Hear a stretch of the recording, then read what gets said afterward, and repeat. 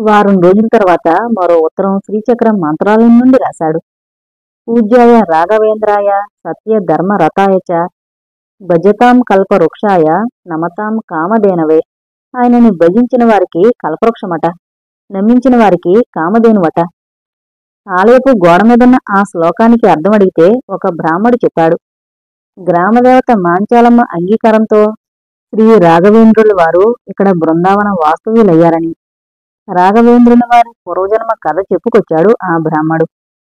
పూర్వం బ్రహ్మదేవుడి పరిచర్యలకి నియమింపబడిన శంకుపర్ణుడనే భక్తుడు భూలోకంలో ఆధ్యాత్మిక వాతావరణం నెలకొల్పడం కోసం ప్రహ్లాదుడిగా పుట్టి శ్రీహరికి పరమ భక్తుడై నృసింహావతారానికి కారణభూతుడయ్యాడు. తండ్రి హిరణ్యకశిపుడు శ్రీహరి చేతిలో హతమయ్యాక రాజైన ప్రహ్లాదుడు ఎన్నో వేల సంవత్సరాలు జనరంజకంగా ప్రజలను పాలించి ఎన్నో యజ్ఞ యాగాలు చేసి ఎన్నెన్నో ధర్మకార్యాలు నిర్వహించి తనువు చాలించాడట. ఆయన చేసిన ధర్మకార్యాల వల్ల పుణ్యం గుట్టలు గుట్టలుగా పడిందట. ఆ పుణ్యఫలాన్ని భక్తులకు పంచిపెట్టడం కోసం ఆయన తిరిగి జన్మించారు. వెంకటభట్టుగా ఒక పేద బ్రాహ్మణ కుటుంబంలో పుట్టి వేదాంగాలు అభ్యసించి గొప్ప పండితుడై సరస్వతి అనే కన్యను వివాహమాడి కొంతకాలం సంసారయాత్ర సాగించి చివరకు ఆయన గురుదేవుడు సుధీంద్రుల వారి ఆజ్ఞతో సన్యసించి రాఘవేంద్రులుగా శ్రీ పీఠాధిపత్యం వహించారు. ఆయన ఎన్నో ఆధ్యాత్మిక గ్రంథాలు రచించారు. ఎందరితోనో పండిత చర్చలు జరిపారు. దేశాటనం చేస్తూ ఆధ్యాత్మిక ప్రచారం చేశారు. ఎన్నో మహిమలను ప్రదర్శించారు. చివరికి గత జన్మలో తాను ప్రహ్లాద రాజుగా ఉన్నప్పుడు యజ్ఞయాగాలు నిర్వహించిన పుణ్యస్థలి ఇదేనని గుర్తించి ఇక్కడ బృందావనస్తులు కావడానికి నిర్ణయించుకుని స్థలం కోసం మాంచాలమ్మను అడిగారట. ఆ గ్రామదేవత ఎవరో కాదు, ఆయన ప్రహ్లాదరాజుగా ఉన్నప్పుడు ఆ మాంచాలమ్మ ఆయన కులదేవతనట. ఆమె అనుమతితో ఆమెను దర్శించిన తర్వాతనే భక్తులు తన దగ్గరకొస్తారని చెప్పి సజీవంగా ఇక్కడ బృందావనస్తులయ్యారు రాఘవేంద్రుల వారు. తన రచనల ప్రభావంతో 300 సంవత్సరాలు, తన అనుగ్రహ బలం 700 సంవత్సరాలు పనిచేస్తుందని స్వామి సెలవిచ్చారు.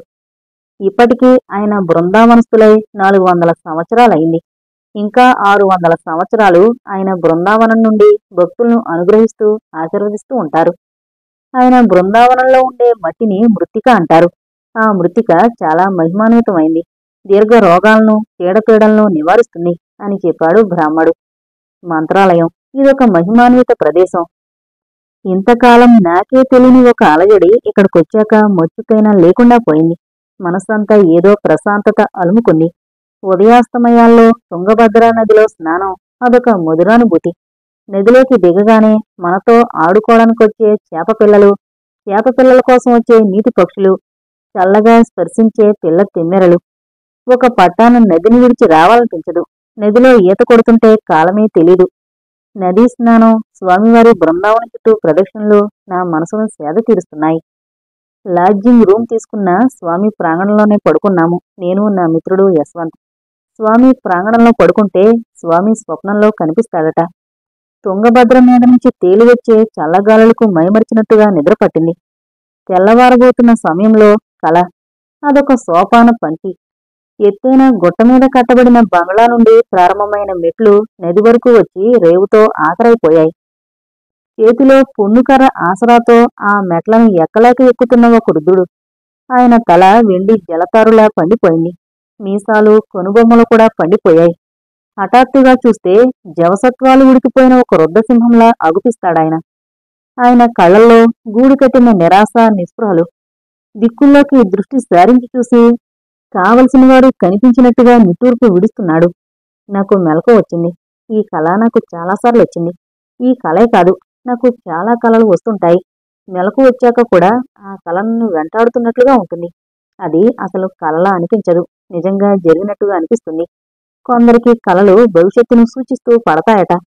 నాకు నా పూర్వజన్మ సూచిస్తూ ఈ కళలు పడుతున్నాయేమో అనిపిస్తోంది.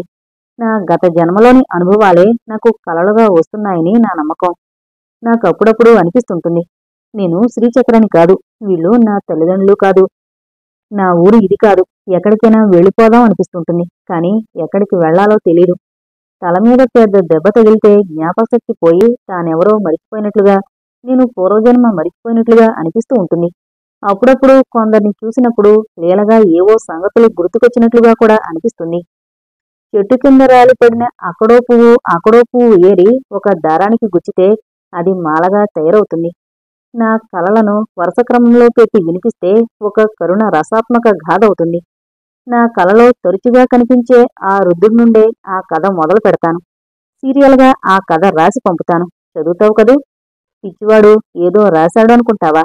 ఇప్పటికే నన్ను మెంటల కింద లెక్కగట్టేశావు కదా. కానీ నాకు మెంటల్ లేదు కౌస్తుభా. నువ్వు నాకింతకు ముందే తెలుసు. నీ పేరు కౌస్తుభ కాదు. కానీ ఇంకో పేరేదో సరిగ్గా గుర్తుకు రావడం లేదు. ఏదో ఒక పేరు పెట్టి ఆ కథ చెబుతాను. వచ్చే వారమే ప్రారంభం. అంతవరకు సెలవు. ఇట్లు నీ శ్రీ. యోగానందం శ్రీచక్ర లెటర్ చదివి కౌస్తుభకి ఇవ్వబోయాడు. కౌస్తుభ తీసుకోలేదు. చెప్పా కదా మావయ్య, నేను చదవనని. పిచ్చి పిచ్చి రాతలు చించేయండి. అతడికి లెటర్స్ రాయడానికి పర్మిషన్ ఇచ్చినందుకు ఆ తలనొప్పేదో మీరే పడండి అంది విసుగ్గా. కాదమ్మా, నువ్వు తప్పకుండా చదవాలిది. చాలా ఇంట్రెస్టింగ్గా ఉంది. అతడిది పిచ్చైనా నిజమైనా అతడిది సానుభూతితో అర్థం చేసుకోవడానికైనా ఈ లెటర్స్ ఉపయోగపడతాయి. అతడు ఏం రాసినా సరే నువ్వు చదవాలి. ఇది నా రిక్వెస్ట్. కౌస్తుభ బలవంతంగానే చేతి తీసుకుంది శ్రీచక్ర రాసిన కవర్ని. కవర్లోంచి పింక్ కలర్ కాగితాన్ని పైకి తీస్తుంటే ఎందుకో తెలీదు చేతి వేళల్లో చిన్నగా వణుకు. ఇది అని చెప్పలేని అలజడి మనసులో. మరుసటి వారం శ్రీచక్రం నుండి వచ్చిన కవరు బరువుగా ఉంది. పోస్ట్ మ్యాన్ నుండి కవర్ తీసుకుని ఈసారి ఇంకా ఏమేం చెత్తనింపాడో, తన పూర్వజన్మ కథ అంటూ ఏ కట్టుకదల్లాడో అనుకుంటూ మామగారి చేతికిచ్చేసింది. ఆయన కవర్ చించి చదవడం మొదలుపెట్టాడు. శ్రీచక్ర తన పూర్వజన్మ గాథ అంటూ రాసిన కథది. ఒక రచయిత కథ రాసినట్లుగా ఉంది. బాబుగారు, చిన్నబాబు దగ్గర నుండి మీకు ఉత్తరం. నౌకరు రాందత్ కవర్ అందించాడు కృష్ణభూపాల్ గారికి. కవరులో కొడుకు ప్రాణం ఉందేమో అన్నంత అపురూపంగా పట్టుకుని శుచిమెత్తగా కవర్ చించారు భూపాల్ గారు. ఉత్తరం ముత్యాల్లాంటి అక్షరాలతో ఇంగ్లీష్లో ఉంది. నాన్నగారు, నేను క్షేమం, మీరు క్షేమం అని కలుస్తాను. 4 రోజుల్లో మా ఫైనల్ పరీక్షలు అయిపోతున్నాయి. పరీక్షలు కాగానే నాకు మీ దగ్గరకు వచ్చేయాలనుంది. ఇప్పటికి 3 సంవత్సరాలుగా మన ఊరికి రావడం పడలేదు నాకు. నాకు సెలవులొచ్చిన ప్రతిసారి మీరు బయటకు యాత్రలంటూ వెళ్ళిపోతున్నారుగా. ఈసారి మాత్రం ఎక్కడికి వెళ్ళకండి. పరీక్షలు అయిపోగానే మా ఫ్రెండ్స్ వారం రోజుల పాటు ఎక్కడికైనా జాలీ ట్రిప్ చేద్దామంటున్నారు. టూర్ నుండి సరాసరి మన ఊరికి వచ్చేస్తారు. రాందత్ వెంట 10,000 రూపాయలు పంపండి. అలాగే మన రత్తమ్మ చేత సున్నుండ్లు చేయించి పంపండి. మర్చిపోకండి. మా ఫ్రెండ్స్కి రత్తమ్మ చేతి సున్నుండ్లంటే చాలా ఇష్టం. టూర్లో తినడానికి కొంచెం ఎక్కువ చేసి పంపండి. ఉంటాను. మీ ప్రియపుత్రుడు జయసూర్య. కొడుకు ఉత్తరం చూడగానే సంతోషంతో వికసించిన ముఖం ఉత్తరం చదవగానే ముడుచుకుపోయి కాంతిహీనమైంది. చిన్నబాబు పరీక్షలు అయిపోయినట్టుగా బాబుగారు. వస్తున్నానని రాశారా? రామ్దత్ అడిగాడు. ఎల్లుండితో పరీక్షలు అయిపోతాయని ఫ్రెండ్స్ అంతా కలిసి టూర్కి వెళుతున్నామని రాశాడు. మీ వెంట 10,000 రూపాయలు పంపించమన్నాడు. నీరసంగా ధ్వనించింది భూపాల్ గారి కంఠం. 10,000? దడ పుట్టినట్లుగా అన్నాడు రామ్దత్. 10,000 రూపాయలంటే ఎంతరా? రావు బహదూర్ మణిచంద్ర భూపాల్ గారి మనవడు కదరావాడు. మణిచంద్ర భూపాల్ గారంటే ఎవరనుకున్నావు? బంగారు పళ్ళెంలో చిట్టిముత్యాల అన్నంలో బంగారు రేకుని చలుకుని తినేవారు. పక్క మీద మల్లెపూలు మంచి గంధం లాంటి అమ్మాయి లేందే నిద్రపట్టేది కాదాయనకి. బంగారు తూగుటుయ్యాలలో విలాసంగా వాలి వేళ నిండా ఉంగరాలు దగదగలాడిపోతుంటే దర్పంగా చెయ్యెత్తి నౌకర్లకి ఆజ్ఞలు జారీ చేసేవారు. నీకు గుర్తుందా? గుర్తులకేం బాబుగారు, నాకప్పుడు 15 ఏళ్ళు. వారి వైభవం ఈ కళ్ళతో చూశాను. ఈ కళ్ళతోనే మిమ్మల్ని చూస్తున్నాను. తిరిగిపోయిన చొక్కా కుట్టుకుని వేసుకుంటున్న మిమ్మల్ని. దుఃఖంతో గొంతు పెగలనట్టుగా ఉంది రామ్దత్కి. తిరిగిపోతేనే మళ్ళీ పువ్వులా ఉతికి ఇస్త్రీ చేసింది కదరా రంగి. నా బట్టలకేమైంది ఇప్పుడు? ఇంచి కుట్టిందే చొక్కా అవుతుందే. దరిద్రం శ్రీమంతం అంతా మనం అనుకోవడంలోనే ఉంది. కార్లు మేడలో ఉన్న వారికి సైతం ఇంకా ఏదో లేదనే అసంతృప్తి. వాడు నిజమైన దరిద్రుడు. ఏమీ లేకపోయినా ఉన్నది చాలు అనుకునేవాడు శ్రీమంతుడు. ఎలా ఉంది అలా నిండు మనసుతో స్వీకరించే శక్తి నీవు భగవంతుడా అని ఎప్పుడూ ఆ సర్వేశ్వరుణ్ణి వేడుకుంటాను. ఎలా ఉంది అలా స్వీకరించే శక్తి మన చిన్నబాబుకు మాత్రం వద్దా బాబుగారు? యథార్థం దాచి ఆయన ఎందుకు భ్రమలో జీవింపజేస్తున్నారు? వాడిని 5 ఏళ్లన్నప్పుడు వాళ్ళమ్మ నా చేతిలో పెట్టి బాబుకి ఏ లోటు లేకుండా చూసుకోండి అని చెప్పి కన్ను మూసింది. ఉన్నదంతా లోటేనని ఎలా చెప్పని వాడికి? చిన్న మనసు తట్టుకోలేదురా. కొంచెం పెద్దవాడవని, వాడి చదువు కూడా అయిపోని. అప్పుడు తెలిసినా పర్వాలేదు, తట్టుకునే శక్తి ఆ వయసిస్తుంది. ఎప్పుడో తెలియాల్సిందే కదా అని ఇప్పుడే వాడి మనసు కష్టపెట్టలేను. ఇక్కడ మీరు ఎంత ఇబ్బందులో ఉన్నారో తెలియక డబ్బంటే లెక్క లేకుండా ఖర్చు చేసేసి వేలకు వేలు పంపమని రాస్తుంటారు చిన్నబాబు. ఇలా ఎన్నాళ్ళు ఎక్కడి నుండి తెచ్చి పంపగలరు? ఇంకా ఈ బంగళా ఉంది కదరా, చివరికి ఈ ఇల్లు కూడా లేకుండా చేసుకుని ఎక్కడుంటారు బాబు గారు? దుఃఖస్వరంతో అడిగాడు రామదత్. మీ అమ్మగారు పోయాక నేను జీవించింది సూర్యం కోసమే. ఈ గూడు పట్టుకుని ఉన్నది వాడి కోసమే. వాడి చదువు పూర్తయ్యాక ఉన్నదేదో వాడికి అప్పగించి నేను శేష జీవితం ఏ కాశీలోనో రామేశ్వరంలోనో గడపాలన్న ఆలోచనలో ఉన్నాను. చిన్నబాబు చదువు పూర్తి చేసుకుని వచ్చేసరికి ఆయనకి నిలువ నీడ కూడా లేకుండా చేస్తారా? అవును కదూ, నేనంత దూరం ఆలోచించలేదు. ఎలాగోలా వాడి చదువు పూర్తి కావాలన్న ధ్యాస తప్ప వాడొస్తే ఏమిచ్చి వెళ్లాలన్న ఆలోచనే నాకు లేకపోయింది. నారాయణ శెట్టి ఎన్నాళ్ళుగానో మన శివారంచు మామిడి తోట మీద కన్నేసించాడు. ఈనాటితో అతడి కోరిక తీరుతుంది, పిలుచుకురా. భూపాల్ గారింట్లో విలువైన సామాను చాలా వరకు ఇదివరకే శెట్టిగారింటికి గుట్టుగా తరలిపోయింది. ఆయన తండ్రి బ్రతుకున్నప్పుడే, అంటే ఆయన చివరి రోజుల్లో వాటికి నడకొచ్చేసింది. ఐశ్వర్యం కరిగిపోవడం చూసో మరి దేనికో ఆయన చాలా కుంగిపోయినట్టుగా కనిపించేవారు ఆ రోజుల్లో. చిన్న వయసులోనే ఆయన చనిపోయారు. కారు యాక్సిడెంట్లో పోయారు. చాలా భూములు, గుర్రం పరిగెత్తలేనన్ని భూములు చాలా వరకు సీలింగ్లో పోయాయి. మిగిలినవి భూపాల్ గారి దానధర్మాలకి కరిగిపోయాయి. ధనలక్ష్మి ఆయన్ని విడిచిపెట్టినా దాతృత్వం ఆయన్ని విడిచిపెట్టలేదు. పిల్లకు సంబంధం మాట్లాడుకుని, వీదరాలను బాబు, పిల్ల పెళ్ళింది అని ఎవరైనా ఆయన ముందు కొంగు పడితే చాలు, పుస్తే, మెట్టే, పసుపు బట్టలు, 1116 ఆయన చేతుల మీదుగా అందుకోగలుగుతారు. పెళ్లి పత్రిక ఇస్తే చాలు, 116 ఇస్తారు. ఇవి కాక ప్రతి సంవత్సరం కోదండరామస్వామి ఆలయంలో జరిగే కళ్యాణానికి, ఉత్సవాలకు భారీగా ఖర్చు పెడతారు. చదువులో ఫస్ట్ ఉండి ఆర్థిక ఇబ్బందుల వల్ల చదువుకోలేకపోయిన కొందరు విద్యార్థులు సైతం ఆయన సాయంతో చదువుకుంటున్నారు. నెల నెలా వాళ్ళకి డబ్బు పంపడానికి భూపాల్ గారు పడే ఇబ్బంది చూసి రామదత్ గొణుగుతుంటాడు. ఇంత ఇబ్బందిలో ఉండి పంపకపోతేనే అని. ఆ పిల్లలకు చదువు పూర్తయ్యే వరకు నేను సాయం చేస్తానని మాటిచ్చి తప్పడం మా వంశంలో లేదురా. మాట తప్పడం కంటే మరణం మేలనుకునే వంశం మాది అంటారు భూపాల్ గారు గంభీరంగా. శెట్టిగారికి మామిడి తోట 2 సంవత్సరాలకి కౌలుకి వేసి డబ్బు తీసుకుని రామదత్కిచ్చి కొడుక్కి పంపుతూ, నేను ఈ వారం రోజుల్లో ఉత్తరదేశ యాత్రకు వెళుతున్నాను. రావడానికి 2 నెలలు పడుతుంది. తిరిగొచ్చాక నేనే మీ దగ్గరకొస్తాను అని కబురు చేశాడు. సూర్య ఇక్కడికొస్తే పరిస్థితులు తెలుస్తాయేమోనన్న భయం. ప్రతిసారి సెలవుల్లో అతడు ఇంటికి రాకుండా జాగ్రత్త పడుతున్నాడు. ఆయన బుద్ధి పుట్టినప్పుడు ఆయనే వెళ్లి చూసొస్తున్నాడు. సెలవులు గడిచిపోయాయి. ఈసారి కూడా గండం గట్టెక్కింది అని భూపాల్ గారు నిశ్చింతగా ఊపిరి తీసుకుంటున్న సమయంలో వచ్చిందా ఉత్తరం కొడుకు నుండి. ప్రియమైన నాన్నగారు, నేను డాక్టర్ కావాలని మీ కోరిక. నా కోరిక కూడా అదే. కానీ ఇండియాలో చదవాలని లేదు. నా ఫ్రెండ్స్ 2 అమెరికా వెళుతున్నారు. నేను కూడా పై చదువులకి అమెరికా వెళ్ళడానికి ఏర్పాట్లు చేసుకుంటున్నాను. డబ్బు ఓ 2 లక్షలైనా అవసరం ఉంటుంది. ప్రస్తుతానికి సగం పంపితే మిగతా సగం కొంచెం యోగా తీసుకుని పంపొచ్చు. రామదత్ వెంట డబ్బు పంపండి. నేనే వచ్చేవాణ్ణి డబ్బు కోసం, మిమ్మల్ని చూడడం కోసం. కానీ ఇక్కడ వీసా, పాస్పోర్టు సంపాదించడంలో తలమునకలుగా ఉన్నాను. బయలుదేరే తేదీ నిర్ణయమయ్యాక మీకు తెలుపుతాను, లేదా నేనే వస్తాను. నేను రాలేకపోతే మీరే వచ్చి నాకు సెండాఫ్ ఇస్తారు కదూ. ఇట్లు మీ ప్రియపుత్రుడు సూర్యం. ఉత్తరం చదవడం పూర్తి చేసేసరికి నెత్తిన ఒక పిడుగు పడ్డట్టుగా అయింది అతనికి. 100 దాటి 1000 దాటి లక్షల్లోకి పరుగు తీస్తోంది కొడుకు ఖర్చు.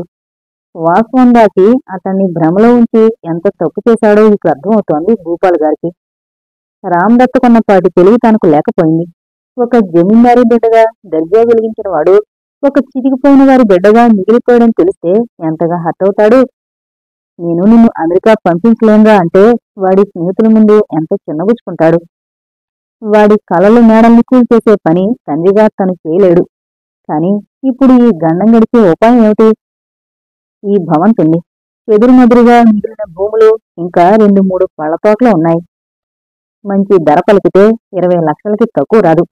ఇదే బిల్డింగ్ ఏ సిటీలోనూ ఉంటే కోట్ల విలువ చేసేది. ఈ పల్లెటూళ్ళలో అంత డబ్బు పెట్టి కొనేవాళ్లు లేరు. కొట్టుమని అమ్మకానికి పెడితే చాలా తక్కువగా అడుగుతారు. అంత తక్కువగా అమ్మడానికి మనస్కరించలేదు. అక్కడికి అవసరానికి ఎన్నో ఖరీదైన వస్తువులు అడ్డీకి పావుసేరు అన్నట్లుగా పోయాయి. టీ తీసుకొచ్చాడు రామదత్. కైలాసపటంలో పెద్ద పాము నోట్లో పడ్డట్టుందిరా. ఎలా బయటపడాలో తెలియడం లేదు. బరువుగా ధ్వనించింది భూపాల్ గారి స్వరం. ఆయన చేతిలో కొడుకు రాసిన ఉత్తరం ఇంకా అలాగే ఉంది. చిన్నబాబు మళ్ళీ ఏం రాశారు బాబుగారు? పై చదువులకి అమెరికా వెళుతున్నాడట. 2 లక్షలు కావాలని అడిగాడు. నోరు తెరిచాడు రామదత్. 2 లక్షలా? అక్షరాల 2 లక్షలు. అయితే ఈ బంగ్లాకి, మిగిలిన భూములకి కాళ్ళొచ్చేసాయన్నమాట. పుట్టిన పాపాయికి కాళ్ళొచ్చి గుణగుణ నడిచిపోతుంటే అదొక ముద్దు మురిపం. కాని తాతలు తండ్రులు సంపాదించిన ఆస్తులకు కాళ్ళొచ్చి నడిచిపోతుంటే ఎంత బాధ! ఆయన దీర్ఘంగా నిట్టూర్చాడు. బాధపడాల్సింది కూడా లేదనిపిస్తోంది. ఈ ఆస్తులు నేను ఏ తాగుళ్లకో తందనాలకో అమ్ముకోవడం లేదుగా. కొడుకు చదువు కోసం అమ్ముతున్నాను. వాడు పెద్ద డాక్టర్ కావాలని నా కోరిక. వాళ్ళమ్మ కూడా వాణ్ణి ముద్దులాడుతూ నా కొడుకు డాక్టర్ అవుతాడు అనేది. నా కోరికను నెరవేరుస్తున్న కొడుకుని చూసి నేను గర్వపడాలి, సంతోషపడాలి. ఆస్తుల్లే ఉండి ఇవాళ వస్తాయి, రేపు పోతాయి. పోయినవి మళ్ళీ వస్తాయి. బళ్ళు ఓడలు, ఓడలు బళ్ళు అవుతాయి అన్న సామెతుందిగా. వాడు పెద్ద డాక్టర్ అయిపోయి ఇవన్నీ తిరిగి సంపాదించుకుంటాడు. ఇంకా ఎక్కువే సంపాదించుకుంటాడు అన్నారాయన ఉద్విగ్నంగా. శెట్టిగారిని పిలుచుకురమ్మంటారా బాబుగారు? రామదత్ స్వరంలో దిగులు. శెట్టితో లాభం లేదురా. అంత డబ్బు అతడు పెట్టుకోడు. ఈ ఊళ్ళో శెట్టిగారు తప్ప మరో షావుకారు ఎవరున్నారు బాబు? ముందోజుని పిలుచుకురా. అతడికి సిటీలో పెద్ద పెద్ద వాళ్లతో పరిచయాలున్నాయని విన్నాను. ఆ మనిషి అంత మంచివాడు కాదండి, ఒట్టి లోపరు. రామాపురం రామాలయంలో విగ్రహాల చోరీ వీడు ముఠానే చేసిందట. దేవుడి సొమ్ములతో వీడి కడుపు నిండలేదేమో. ఎత్తంగుల్లో నిధుల కోసం శివలింగాన్ని తవ్వుతుంటే గ్రామస్తులు పట్టుకుని పచ్చడి కింద కొట్టారట. మీరు అలాంటి నీచుడు సాయం కోరడం ఏంటి బాబుగారు? లోఫర్ కాకపోతే డాఫర్ గాని. అతడి వ్యక్తిగత జీవితంతో మనకేంటి అవసరం?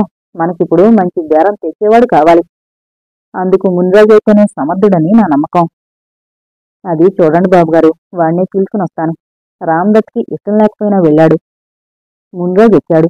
ఎందరిలో ఉన్న ప్రత్యేకంగా గుర్తు పెట్టుకోగల పర్సనాలిటీ ముందుది. రాగి చెందును బాగా తోమితే వచ్చే ఎర్రటి రంగు అతడిది. పిల్లి కళ్ళు. హఠాత్తుగా చూస్తే ఏ ఇంగ్లీషు వాడో ఇండియన్ వేషం వేసుకుని వచ్చాడనిపిస్తోంది. రాగి రంగులో జులపాల జుట్టు. వయసు 25 ఉంటుంది. పెద్దగా చదువుకోలేడు గాని తెలివితేటలకి తక్కువ లేదు. కూర్చో మున్రాజు. భూపాల్ గారు కుర్చీ చూపించారు. ఊళ్ళో ఎవరొచ్చినా ఆయన ముందు చేతులు కట్టుకుని నిలబడాల్సిందే, లేకపోతే కింద కూర్చోవాలి. ఇది పూర్వపు పద్ధతి. ఇప్పుడు పరిస్థితులు మారిపోయాయి. గౌరవం ఇచ్చి పుచ్చుకోవలసిన పరిస్థితి. మునిరాజు ఆయనకు ఎదురుగా కూర్చునే సాహసం చేయలేదు. కింద కూర్చోవడానికి నామోషిగా ఉంది. నిలబడి అడిగాడు, పిలిచారట అని. ఈ బంగ్లాని అమ్మేయాలనుకుంటున్నాను మున్రాజు. ఇంటిల్లు నా ఒక్కడికి అనవసరం అనుకుంటున్నాను. ఆ అబ్బాయి పై చదువులకు అమెరికా వెళ్తున్నాడు.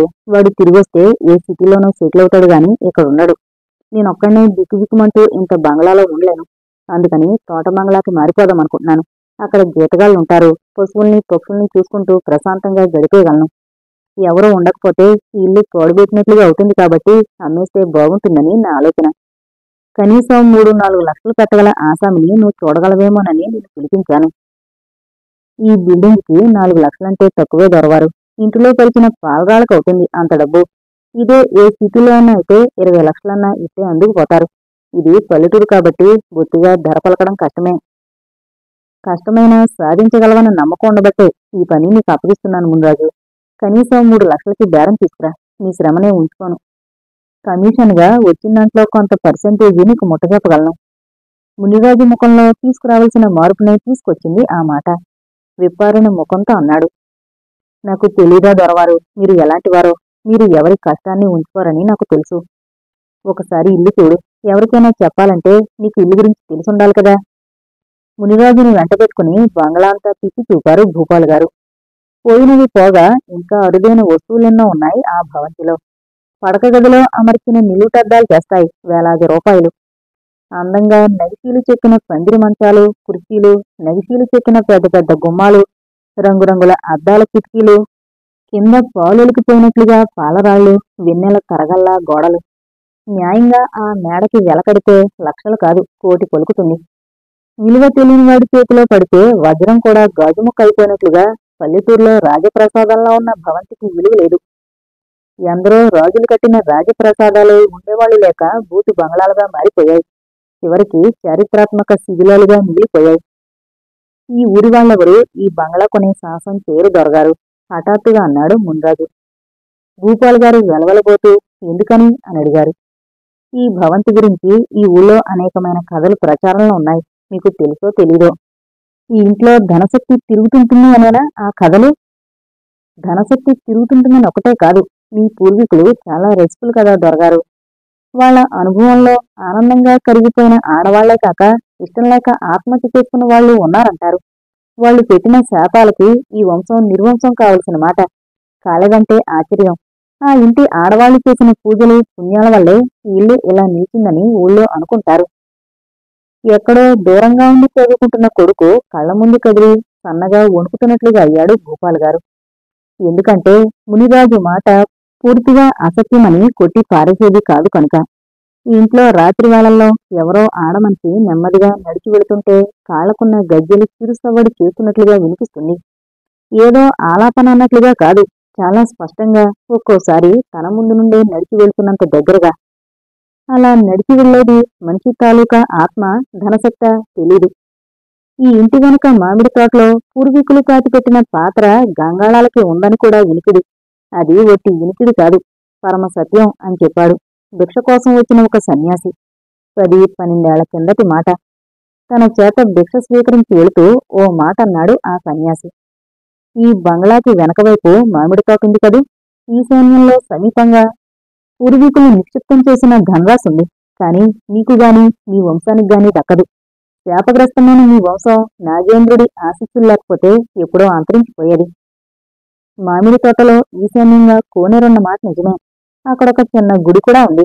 కోనేటికి సమీపంలో వేప చెట్టుని ఆనుకుని బ్రహ్మాండమైన పుట్ట ఒకటుంది. ఆ పుట్టే నాగేంద్రుడి నివాసంగా చెబుతారు. తన తల్లి తాతమ్మలు ఈ పుట్టకి పూజలు చేసేవాళ్లు. తన చిన్నప్పుడు పామొకటి ఇంట్లోకొచ్చి పాలు తాగిపోవడం తనకి బాగా గుర్తుంది. మిలికలు తూగుతూ గోధుమ వన్నె తాకి వెళ్లిపోతుంటే జీతగాళ్లు సైతం నిశ్శబ్దంగా నిలబడి దండాలు పెట్టుకోవడం కూడా తనకి గుర్తే. ఎవరూ ఆ పాము మీదకి కర్రలెత్తేవాళ్లు కాదు. ఇప్పుడు కూడా ఆ పాము ఆ పొట్లో ఉంటుందని, రాత్రివేళ నిశ్శబ్దంగా బయటకొచ్చి సంచారం చేసి పోతుందని జీతగాళ్లు చెబుతారు. తన తల్లి తాతమ్మ పోయాక ఆ పాము ఇంట్లోకి రావడం మానేసింది. అప్పటికే తన ఆర్థిక పరిస్థితి క్షీణదశకు చేరుకుంది. పూర్వీకులు దాచిన నిధి దొరికితే ఎంత బాగుండు అనుకున్నాడు. ఆ నిధి తన పూర్వీకులు పెట్టిందే కాబట్టి దాన్ని తాకే హక్కు తనకుంది. నిధి ఉందంటే ఆశపడిన వాళ్ళెవరు? మునికైనా పుడుతుంది ఆశ. ఆ డబ్బుంటే ఒక ఆశ్రమమైనా నిర్మించుకోవచ్చునని. శ్రీరాముడికి హనుమంతుడి వంటి బంటు రామదత్తు తనకు. అతడితో ఆలోచించాడు. అవును బాబుగారు, ఈ ఇంట్లో చిన్నప్పటి నుండి పనిచేసిన మా అయ్య కూడా చెబుతుంటాడు. బంగ్లా వెనక మామిడి తోటలో తవ్వితే నిధి దొరుకుతుందని. కోనేటి పక్క దిబ్బకిందుందని, కాని దాన్ని ముట్టుకున్నవాడు నాశనమైపోతాడని కూడా చెప్పాడు. గుండె బలం లేనివాడు చస్తారా, నాకేమిటి, నేను దేనికి భయపడ్ను. ఇంట్లో గజ్జెల చప్పుడు ఎన్నిసార్లు విన్నాను, భయపడ్డానా? తెల్లచీర కట్టుకుని తిరిగే స్త్రీని కూడా చూశాను, భయపడ్డానా? నేను ఎవరింటికి కన్నం వేయడం లేదు కదా. నా పూర్వీకులు దాచిన ధనం నేను తీసుకుంటున్నాను, తప్పెలావుతుంది? తప్పు అనిపించినప్పుడే మనిషిని అధైర్యం ఆవహిస్తుంది. రాత్రిపూట వెళ్లి రామదత్తు సాయంతో తవ్వడం మొదలుపెట్టాడు భూపాల్ గారు కోనేటి పక్కనున్న మట్టి దుబ్బను. రామదత్తు గుణపంతో మట్టిని పెళ్లగిస్తుంటే భూపాల్ గారు పారతో మట్టి తీసి బయట పోసేవారు. అది చీకట్లో చేసే పని కాబట్టి సహజంగానే భయం ఆవహించేది. ఆ నిశ్శబ్దంలో చెట్ల మీద పక్షులు చిన్న చప్పుడు చేసినా గుండె జల్లుమన్నట్టుగా అయ్యేది. ఓ రోజు రాత్రిపూట గుణపంతో తవ్వుతున్నాడు రామదత్తు. బాబుగారు, టార్చి వేయండి, గుణపానికి ఏదో తగులుతోంది. రామదత్తు గొంతులో చిన్న వణుకు. భూపాల్ గారు టార్చి వేసి చూపిస్తున్నారు. రామదత్తు పారతో మట్టి తీసి పైకి వేస్తున్నాడు. ఆ మట్టిలో తొడుకు మంది ఏదో నగ. మట్టిలోంచి పైకి తీసి భూపాల్ గారి చేతికి అందించాడు రామదత్తు. ఆడవాళ్లు పెట్టుకుని చెవి మాటి. ఎన్నేళ్లుగా ఆ మట్టిలో ఉందో, రాళ్లు మెరుపు చెక్కు చెదరలేదు. రామదత్తు ఉత్సాహంగా తవ్వుతూ మట్టి తీసి వేస్తున్నాడు. భూపాల్ గారి చేతిలో టార్చ్ స్విచ్ సరిగ్గా పనిచేయడం లేదు. ఒక్కోసారి లైట్ పడుతోంది, ఒక్కోసారి పడ్డం లేదు. ఇది చాలా పాతదైపోయిందిరా, స్విచ్ సరిగ్గా పనిచేయడం లేదు. రిపేర్ అయినా చేయించాలి, లేదా కొత్తదైనా కొనాలి. పారతో మట్టి తీస్తూనే ఉన్నాడు రామదత్తు. చెట్ల మీద పక్షులు అలజడిగా సవ్వడి చేశాయి. దూరంగా కుక్కలు అరుస్తున్నాయి. ఒక కుక్క ఏడవడం కూడా వినిపించింది. టార్చి అటు ఇటు కదిలించి స్విచ్ నొక్కుతున్నాడు భూపాల్ గారు. వెలగడం లేదు, ఏమైందో. రాత్రిపూట కుక్కలు ఏడిస్తే ఊరికేదో అశుభం చుట్టుకుంటుందనంటారు. రామదత్ అన్నాడు. తవ్వుతూ మాట్లాడడం వల్ల అతనికి మాట ఆయాసంగా వస్తోంది. పైన చంద్రుణ్ణి నల్లటి మేఘాలు కప్పేశాయి. కొద్ది కొద్దిగా కొడుతున్న వెన్నెల కూడా అంతర్రహితమైన నల్లటి చీకటి ఆవరించుకుంది. లైటు పడితే బాగుండేది బాబుగారు, ఏమీ కనిపించడం లేదు. పారకేదో గట్టిగా తగులుతోంది. భూపాల్ గారు టార్చిని అటు ఇటు కదిలించి ఆఖరి ప్రయత్నంగా స్విచ్ నొక్కాడు. వెలిగింది. గొంతులో పరుచుకున్న వెలుతురులో వాళ్ళని చూసి నవ్వుతున్నట్లుగా అస్థిపంజరం కనిపించింది. అస్థిపంజరం నడుముకు రాళ్ల వడ్డాణం చమక్మని మెరుస్తోంది. దాని కంఠసీమలో రాళ్ల నెక్లెస్, ఇంకా ఏవేవో హారాలున్నాయి. చేతులకు నిండుగా గాజులు, బంగారు గాజులు. ముక్కురంధ్రాలకి ముక్కెర మెరుస్తోంది. చెవిదిద్దులు, పాపిటి బెళ్ళ. ఎవరో సంపన్నురాలైన స్త్రీ అస్థిపంజరం అది. ఆమె ఒంటిమీదన నగలతో యథాతథంగా పూడ్చిపెట్టబడింది. ఆమె తన వంశస్థురాలు అయి ఉండదు. ఎందుకంటే తమ వంశాచారం ప్రకారం ఎవరైనా చనిపోతే చందనపు చెక్కలతో దహనం చేయబడి అస్థికలు త్రివేణి సంగమంలో నిమజ్జనం చేయబడతాయి. ఇలా మామిడి తోటలో పూడ్చిపెట్టబడిందంటే ఖచ్చితంగా ఆత్మహత్యో హత్యో అయి ఉంటుంది. అందుకే ఏ సమాధి గుర్తులు లేకుండా ఒంటిమీద నగలైనా ముట్టుకోకుండా ఇక్కడ పూడ్చిపెట్టబడింది. ఇదేం కరం బాబుగారు, కష్టపడి బొక్కను తవ్వినాం కదా. ఈసారి ఆ సన్నాసుడు కనిపించని జుట్టుపట్టి అడుగుతా, నీది ఏడందరా అని రామదత్తు చెమటి తుడుచుకుంటూ అన్నాడు. సన్యాసి ఈ దెబ్బ కింద తవమలేదు కదా, కోనేటి పక్కనుంది అన్నాడు. అది ఎక్కడో చెప్పలేదు. ఈ ఆడు మనిషికి పెళ్ళయిందో లేదో అనుకుంటూ అస్థిపంజరం కాళ్ల మీద మట్టి తొలగించాడు రామదత్. కాళ్లకి పాంజీబులున్నాయి. రామదత్ మరింత పరిశీలనగా చూశాడు. వేళ్లకు మట్టెలు లేవు. పెళ్లి కానికెళ్ళా బాబుగారు. అస్థిపంజరం కనిపించినప్పుడే ఆయనకేదో జరజర పాకినట్టయి చెమటలు ప్రారంభమయ్యాయి. అప్పుడప్పుడు భవంతిలో వినిపించే గజ్జెల సవడి ఈమె తాలూకాదే అయ్యుంటుందా? భూపాల్ గారి గుండె పైకే వినిపించేటంత గట్టిగా కొట్టుకోసాగింది. భయంతో అది ఏ క్షణంలోనైనా ఆగిపోవచ్చు అనిపించింది.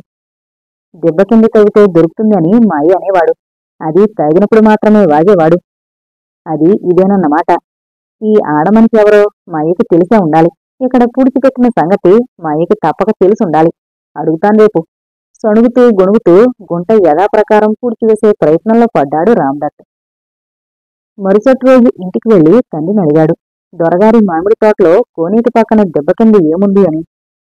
ముసలాడప్పుడు తాగిలేడు, మంచి తెలివిలో ఉన్నాడు. దెబ్బ కింద ఏముందో నాకేం తెలుసురా. నేనేమన్నా జ్యోతిష్కున్నా అంజనం వేసి చూసేవాణ్ణా? కావాలంటే ఈ ఊళ్ళో అంబాజీని అడుగు, వాడు అంజనం వేసి ఏదైనా చెబుతాడని ప్రసిద్ధికెక్కాడు కదూ. అంబాజీ వరకు ఎందుకులే అయ్యా, ఆ దెబ్బ కింద ఏముందో నేను చెబుతాను. ఆడమనిషి అస్థిపంజరం ఉంది ఆ దెబ్బ కింద. ఎవరిని చంపి పూడ్చారో నీకు తెలిసే ఉంటుంది కదయ్యా. ఎవరా ఆడమనిషి? నాకేం తెలుసురా. నేనేదో చూసినట్లు నన్ను అడుగుతావేందిరా? నాకు తెలీదు. దొరలింటి ఆడపిల్లో కోడలో అయ్యుంటుంది. నువ్వే కదా అయ్యా దెబ్బ కింద తగితే దొరుకుతాది అని చెప్పావు. తాగి ఏం వాగానో. తాగుబోతుల మాట పట్టుకుంటావా బిడ్డా? అప్పుడు నోటికేదొస్తే అది వాగుతాం. అవన్నీ నిజమవుతాయా? అతడిని ఒళ్ళు మరిచేటట్టు తాగిస్తే తప్ప నిజం కాకడని తెలిసిపోయింది రామదత్తుకి. తండ్రి జీవితమంతా దొరలింట్లోనే గడిచిపోయింది. భూపాల్ గారి తాతగారి హయాం నుండి పనిచేస్తున్నాడు. అతడి జీవితమంతా విశ్వాసపాత్రంగా గడిచిపోయింది. అతడికి చేత కాకుండా అయ్యాక కొడుకు రామదత్తుని దొరలింట్లో పనికి పెట్టి తను తప్పుకున్నాడు. ఎప్పుడో నిన్ను ఫుల్లుగా తాగించి ఆ ఆడమనిషి ఎవరో తెలుసుకోకపోను అనుకున్నాడు రామదత్. ఆ రాత్రి అస్థిపంజరాన్ని చూసిన అదురుతో ఒళ్ళు తెలియని జ్వరంతో పడ్డారు భూపాల్ గారు. జ్వరంలో ఏవేవో కలవరింపులు. వద్దు, నన్ను ముట్టుకోవద్దు, నా దగ్గరికి రావద్దు, చంపేస్తాను అంటూ. ఆ రోజు జ్వరపు ఉధృతం ఇంకా ఎక్కువగా ఉంది. లేచి మందు తాగిద్దామని వెళ్లిన రామదత్ గొంతు చేతులతో పట్టుకుని నొక్కసాగారు. ఆ పట్టు చూసి తన ప్రాణం పోతుందని అనుకున్నాడు రామదత్. సొత్తువంతా ఉపయోగించి దొలకరించుకుని బయటపడి తలుపులు మూసి గడియ పెట్టాక గాని అతడికి ఊపిరి అందలేదు. ఇదంతా ఆ బొంద తవ్వి తెచ్చుకున్న తేడా అనిపించింది. రామదత్తు స్నానం చేసి వెళ్లి ఆంజనేయస్వామి గుడి చుట్టూ ప్రదక్షిణం చేసొచ్చాక గాని మనసు తేలిక పడలేదు. అక్కడి నుండి సరాసరి అంబాజీ ఇంటికి వెళ్లి అతన్ని తీసుకొచ్చి దొరవారికి మంత్రింపజేసి తాయితీ కట్టించాడు. అప్పుడు గాని ఆయన మనసులో పడలేదు. ఆ తర్వాత ఆయన మళ్లీ మామిడి తోటలకి అడుగు పెడితే ఒట్టు.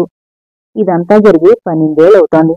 భ్రమో వాస్తవమో సరిగ్గా చెప్పలేడు గాని 2-3 సార్లు మునిమాపువేళ ఎవరో తెల్లచీర కట్టుకుని ఇంట్లోకొచ్చినట్లుగా అయింది.